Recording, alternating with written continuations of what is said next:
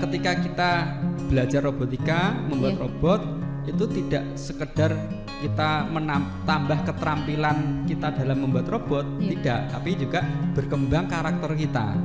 Nah, karakter itu diantaranya adalah contohnya kemandirian, ya, mandiri.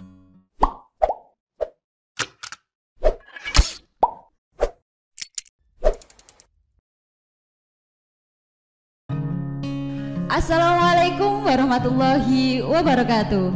Halo Sobat Mansaro, jumpa lagi dengan saya Azimatun Nikmah. Inilah podcast Mansaro. Terus belajar, cerdaskan diri, raih prestasi yang cemerlang.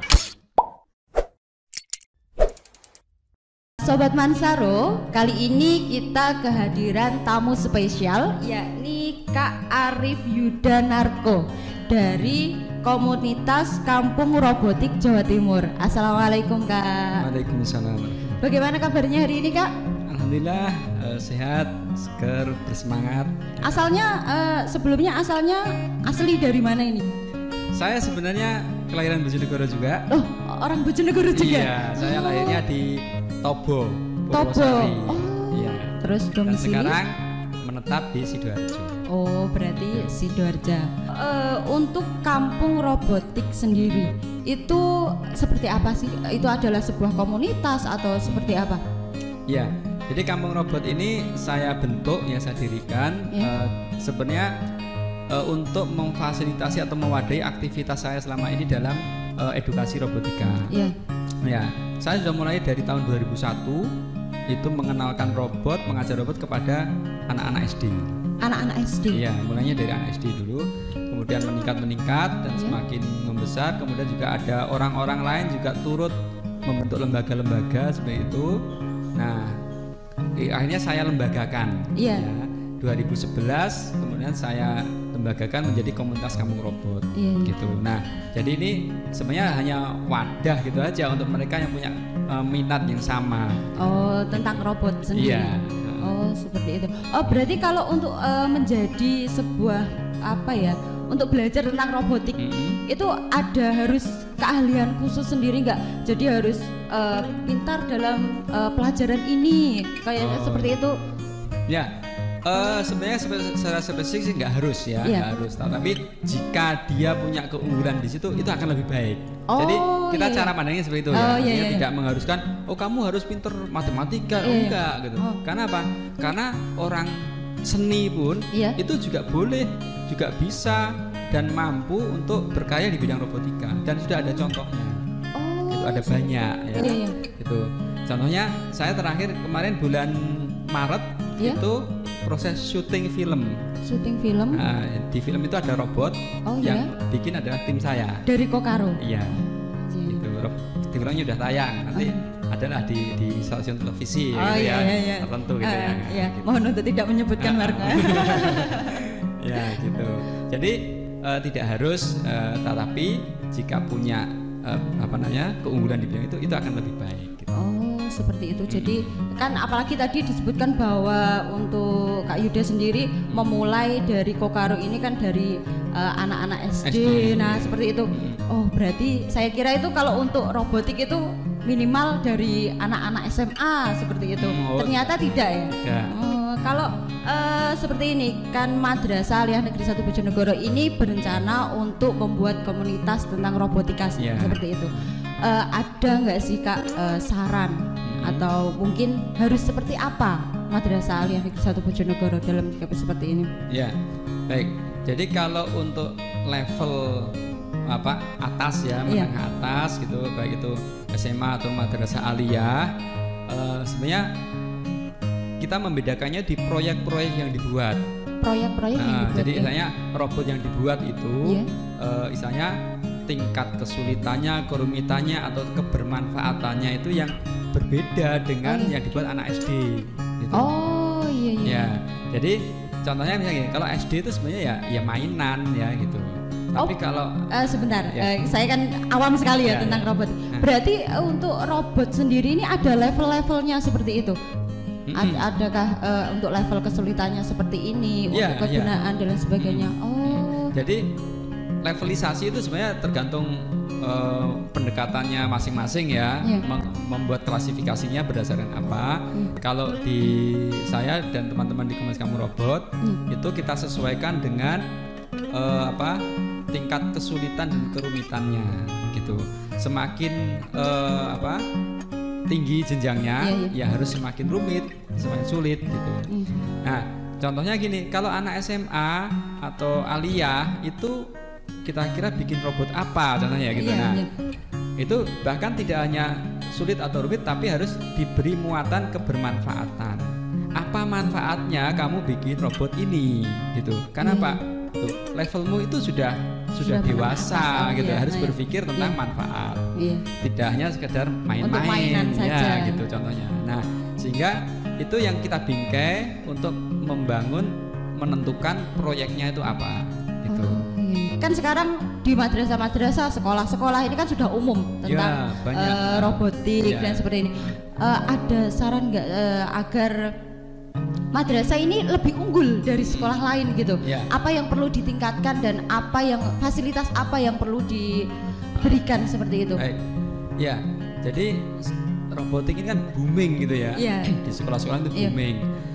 Faktor yang menjadi booming itu sebenarnya karena ada fasilitas ya yang diberikan oleh baik pemerintah maupun organisasi non pemerintah berupa event-event, lomba atau pameran dan sebagainya, sehingga misalnya masyarakat robotik ini lebih bersemangat untuk terus berkarya. Nah, akhirnya kan kalau jadi banyak, maka kalau kita pengen ikut harus punya sesuatu yang beda kan gitu ya. Nah, ini yang kemarin kita diskusikan di sini karena Man1 Bojonegoro ini ingin mengadakan atau menyelenggarakan ini, memfasilitasi siswanya untuk ini, maka kita diskusikan apa yang nanti ini menjadikan dengan yang beda dengan yang lain, unggul daripada yang lain. Nah, sehingga kemarin saya usulkan ya, pertama ini dibentuk sebuah unit ya, semacam unit kegiatan atau apa itu ya, yang nanti secara organisasi itu dijalankan oleh siswa sendiri. Kenapa? Agar siswa juga belajar mengelola organisasi, seperti saya mengelola komunitas gitu ya. Jadi jangan hanya gurunya yang aktif untuk nanti siswa hanya sekedar melihat saja, yang action malah dari gitu. Jangan. Jadi kita delegasikan kepada siswa itu ya, sehingga mereka lebih cepat dewasa nanti. Pendewasaannya, kemandiriannya, tanggung jawabnya akan muncul ya. Di samping juga keterampilan dalam mengembangkan proyek robotnya, dan itu sebenarnya salah satu yang nanti akan nyambung ke nilai-nilai karakter. Kenapa? Di Komunitas Kampung Robot ya, saya dan teman-teman itu sudah melaksanakan ya, bahwa pembelajaran robotika ini adalah pembelajaran karakter. Pembelajaran karakter untuk hanya untuk siswa saja atau untuk bagi yang tergabung dalam komunitas ini? Ya, artinya pembelajaran robotika ini bisa untuk mengembangkan pembentukan atau pembinaan karakter. Gitu. Jadi ketika kita belajar robotika, membuat robot, itu tidak sekedar kita menambah keterampilan kita dalam membuat robot, tidak, tapi juga berkembang karakter kita. Nah, karakter itu diantaranya adalah contohnya kemandirian ya, mandiri. Kemudian yang terkait dengan observasi atau apa itu, misalnya kayak punya rasa penasaran yang tinggi, sehingga dia mencari ya apa sih yang jadi meneliti gitu ya. Terus kemudian kerjasama dengan tim ya, itu terus safety work, jadi keamanan kerja itu akan terbentuk dengan kita proyek-proyek robotika ini gitu. Ya. Nah, itu yang juga supaya di sini itu dijadikan perhatian juga. Jadi tidak sekedar mengejar bisa bikin robotnya, jangan. Kalau seperti itu sudah biasa. Benar. Jadi harus tampak perubahan karakter pada anak-anak yang mengikuti dalam ekstrakurikuler ini. Gitu. Ya, itu yang mungkin bisa dijadikan nanti faktor keunggulannya. Terus kalau seumpama ini kan kita dari Iman 1 Bojonegoro kan ini dapat dikatakan bahwa baru ingin belajar lah untuk menciptakan kampung robotika ini, komunitasnya. Langkah yang harus kita lakukan pertama kali mungkin jangka pendeknya harus seperti apa, untuk langkah jangka panjangnya seperti apa, itu seperti gimana? Baik, mungkin tahapan-tahapannya gitu tahapan-tahapannya yang perlu kita lakukan. Jadi sebenarnya ada ini tahapannya panjang sebenarnya kan ya, panjang. Nah kalau yang dekat-dekat atau jarak pendek itu sebenarnya kalau kami menyarankan tuh ya pokoknya mampunya bagaimana lah gitu ya. Artinya misalnya gini, kita mengawali dengan setelah merekrut siswa yang tertarik di bidang ini, kemudian kita beri mereka pelatihan pengenalan, kayak yang kita lakukan 3 hari ini. 3 hari ini. Jadi pengenalan, pembekalan awal ya, yang dari situ menjadi modal bagi mereka untuk mengembangkan ide-ide berikutnya. Itu kemudian setelah itu organisasinya dibentuk. Organisasi dari yang saya bilang tadi, mereka supaya mengelola organisasi itu. Nah berikutnya adalah kalau dari pihak sekolah berarti mengawal memfasilitasi agar kegiatan rutinnya berjalan. Tidak hanya mau ada event terus jangan langsung hanya gencar melakukan. Benar. Jadi berarti untuk rutinnya gitu. Benar, harus rutin. Karena belajar itu kan sebenarnya lebih baik sedikit tapi sering daripada banyak tapi sekali. Jadi sistem SKS. Hanya mau ada lomba, kita harus gitu. Benar-benar. Nah, itu jangka pendeknya seperti itu ya. Nah, terus kalau jangka panjangnya sebenarnya kita bisa bagi-bagi, misalnya kita punya target anggap aja satunya semester kah atau 1 tahun ajaran atau berapa. Jadi kalau saya mungkin ukuran misalnya kita bagi per semester gitu ya. Itu minimal misalnya 1 semester itu kita ikut serta atau berpartisipasi dalam sebuah event. Apakah itu lomba atau pameran. Jadi jangan hanya ngejar lomba. Pameran kalau bisa juga ada. Kenapa? Lomba itu kan untuk orang dengan misalnya dengan kemampuan dan keterampilan atau robot dengan spesifikasi tertentu yang memenuhi syarat. Tapi kalau pameran ya siapa saja bisa ikut gitu. Dan kita juga bisa sekalian untuk belajar terhadap di sampingnya, maksudnya peserta yang kita mengikuti lombanya, terus kemudian kita bisa belajar terhadap ke sampingnya apa sih kekurangan dari robot kita, seperti itu. Berarti Kak ya. Dan minimal setidaknya itu juga bentuk publikasi sekolah kita atau karya kita kepada publik. Seperti itu. Jadi cuma sayang belum banyak yang melakukan ini. Nah ini juga bisa jadi faktor keunggulan nanti. Ketika kita nggarap robot itu sebenarnya kita juga belajar yang lain. Artinya apa? Artinya kita semakin berkembang dengan belajar robot. Nah, kita akan berkembang, bahkan mungkin misalnya awalnya nggak terlalu minat sama matematika, misalnya jadi minat.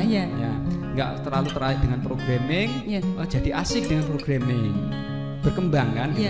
Pengembangan itu yang pertama ya. Kedua dari aspek kolaborasinya. Kita bisa bekerja dengan berbagai macam orang tipe ya. Ada yang pendiam, ada yang rame, ada yang telaten, ada yang ceroboh. Nah, bagaimana kita mengelola kerjasama dengan teman-teman seperti itu? Nah, itu kan juga pengalaman bagus. Aspek seperti itu. Nah, di samping sebenarnya ada tema besar di dunia ini yang disebut dengan keterampilan abad 21. Ya. Kan kita zaman ada 4C ya, keterampilan. Jadi creativity, critical thinking, communication and collaboration.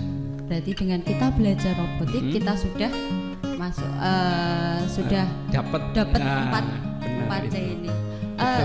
Saya penasaran dengan robot yang ada di depan sini.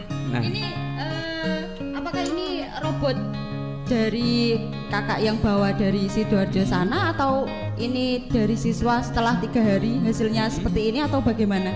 Saya penasaran. Ini ada jenisnya nggak sih Kak kayak untuk robot seperti ini? Ya, sebenarnya kalau jenis itu juga tergantung kita mau mengklasifikasikan berdasarkan apa ya.